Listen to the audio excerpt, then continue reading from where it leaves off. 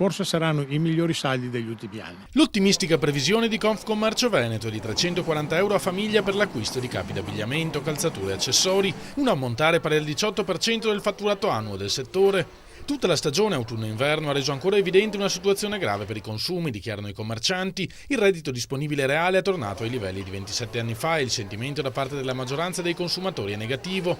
Prima o poi però si dovrà assistere a un'inversione di tendenza della spesa delle famiglie e auspichiamo che ciò possa coincidere proprio con l'avvio di questi saldi. Una crisi che è stata attraversata con molto coraggio da molte aziende, da molti commercianti, dalle famiglie di commercianti che hanno voluto crederci, che hanno creduto e credono di poter lavorare per le famiglie dei consumatori, perché siamo tutti sulla stessa barca, ce la stiamo mettendo tutta e sono certo che ce la faremo. Un spiraglio c'è, comprate nei saldi. Comprare sì, ma senza tralasciare di mettere in pratica alcuni semplici accorgimenti. Verificare il reale sconto della merce proposto dai commercianti ai consumatori, conservare lo scontrino perché comunque ricordiamoci che il diritto alla sostituzione ce l'abbiamo nei primi giorni se riscontriamo un difetto, verificare poi in particolar modo che il prodotto acquistato non sia un avanzo di stagione ma sia un prodotto stagionale e infine cercare di rispettare quella che è la cifra che ci siamo proposti di voler spendere.